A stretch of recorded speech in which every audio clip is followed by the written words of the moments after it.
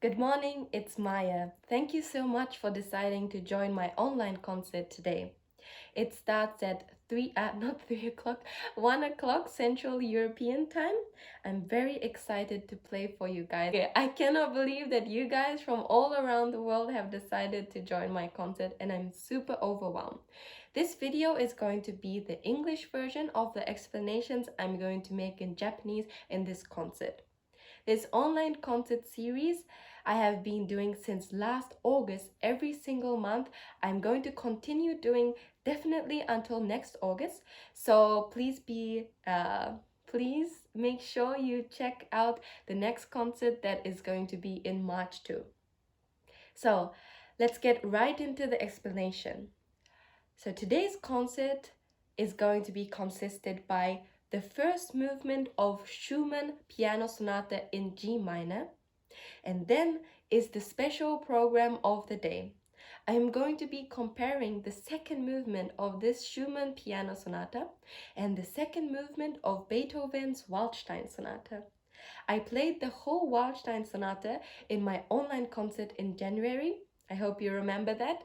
So I think it'll be even more fun if you have already heard that concert, and then you'll see how much more I have progressed in this last month. But if you haven't watched it yet, don't worry.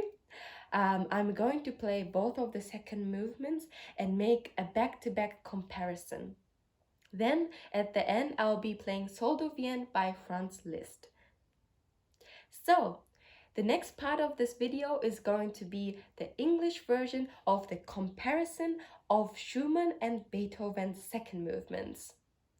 I would encourage you to watch this video before my online concert, and then maybe after the concert, after you've heard me play both of them, you could come back to this video and check out what you think about them too.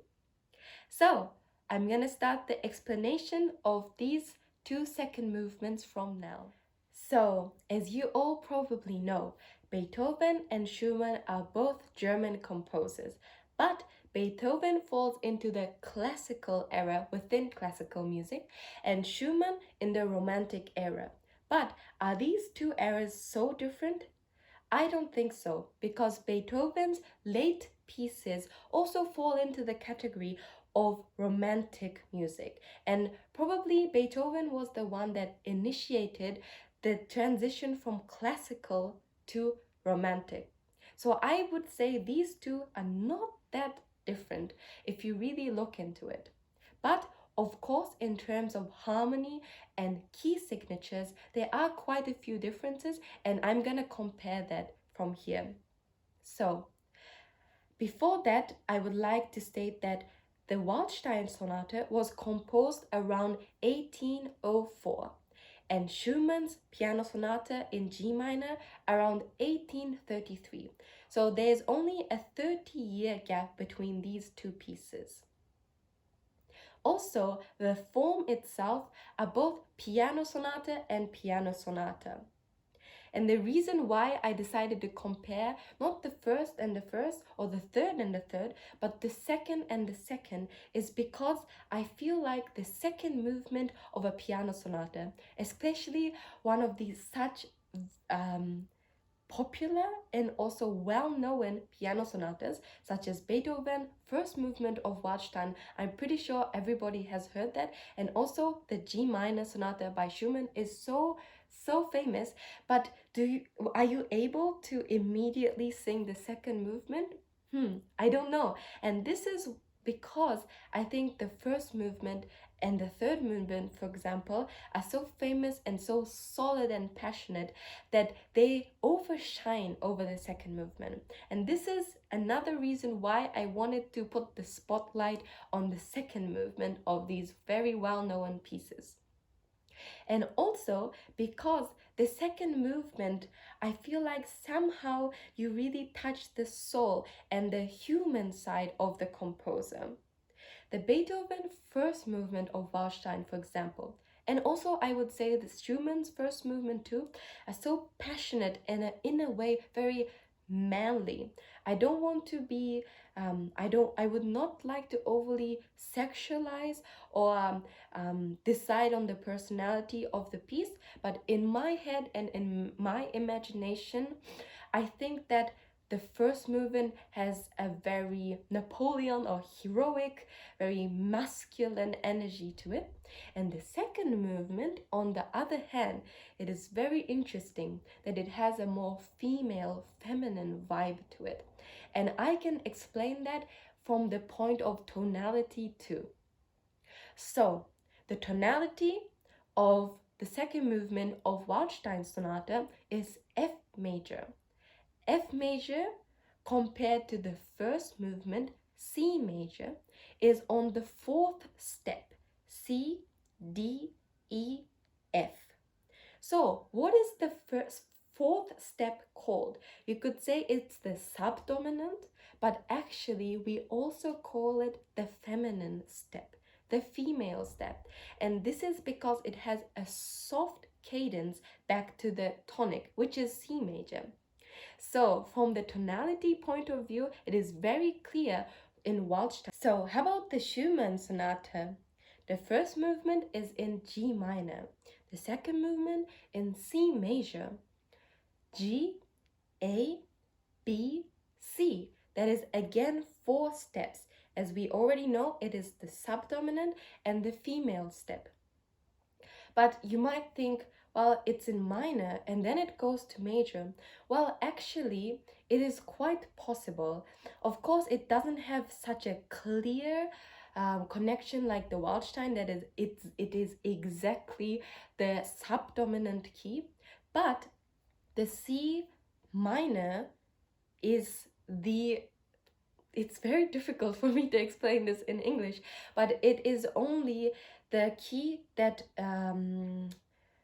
has the ground note in common, and this is possible. This is maybe not, as I said, the closest relation that two keys can have, but it is only one step further from this connection. And actually, this makes it a little bit more complicated because Schumann really enjoys using chromatic steps. And this is what he does immediately in the second movement. We only have one bar of a clear tonality, and then immediately in the second bar we are already in this maze of tonality. We don't know where it's going, we don't know exactly what key it is, and it makes such a mysterious character. But it doesn't have such a mysterious, spooky, scary character, but it has more of a soft way of indirect feelings and indirect motions, and I think that is very attractive about this piece.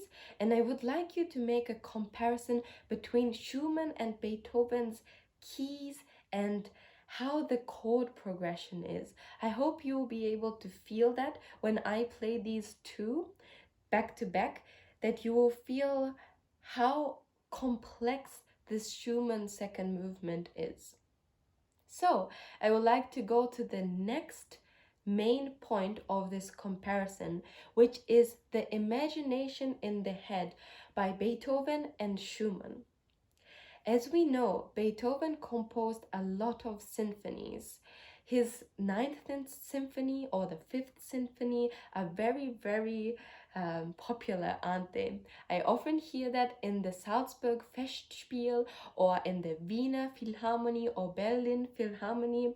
They are totally amazing. I really love them. And this is actually something very unique about Beethoven.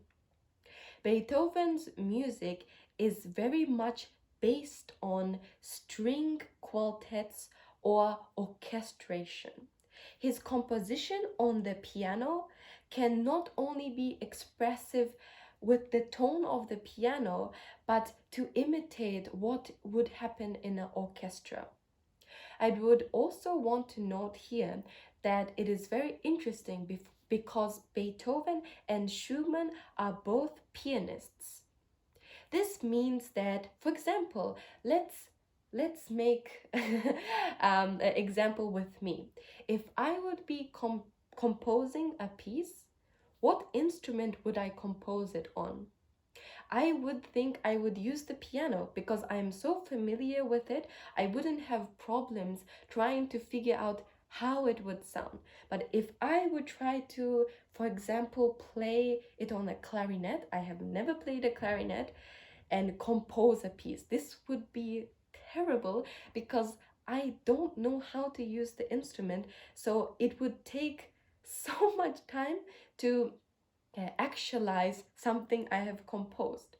Therefore, it is inevitable that Beethoven and Schumann composed a lot of pieces for the piano, and also probably even when they were composing something else, for symphonies, for a string quartet, whatever, they probably used the piano a lot to actualize the sound that they're composing. But that doesn't mean what they were thinking in the head, what they had as an ideal was the sound of the piano. And this is the biggest difference between these two second movements. As I said, Beethoven's composition is very orchestral. You will definitely hear that in the second movement of this piece too. And then, how about Schumann? What do you think he was trying to imitate, or what do you think he had in his head? It is very clear for the second movement, and this is why I picked it, is that actually this second movement is a piano transcription of his own lied, which is a song called In Herbste. It means in autumn, and his cycle of songs, opus 11, which is actually not finished, has this song in it. I'm going to link a video of this song in the description of this video. I wish I could sing it, but I can't. So I hope you watch that and you'll think, wow, it's exactly the same. But Schumann develops it even more on the piano, which is amazing and why I love this movement so much. But you have to understand that it is such a big difference when a composer is imagining a human voice or an orchestra. First of all, when there is already a song written with the same melody, it means he has a very clear vision of the piece. Verbally, there are lyrics, that means the theme, the things that you would say with the melody have already been decided. And this is so different compared to a piece that is for instruments that are not a human voice. I would really like you to have that in mind and listen to my performance again. This makes a huge difference in how I also try to create the sound. A human voice is so delicate and we need to breathe. We need to really articulate the words and the climax, the direction of the phrase, which is very different from Beethoven's second movement, because in the second movement of Beethoven, the pauses, the breaks in the music is what is actually the most important. And you cannot really do that with a human voice because you need a natural line. So in conclusion, I would say Beethoven's second movement has a more still, a little bit sharp atmosphere to it compared to Schumann's being very natural and lyrical and very round and soft. So I have already spoken so much. In Japanese, probably I cannot speak this much, so I'm very happy that I was able to share with you way more than I could in the concert. Unfortunately, my concert is literally in 2 hours from now, so I will not have any time to edit this video. So this video is going to be very raw. I hope everything was very clear and interesting for you, and I'll see you in the concert. Bye.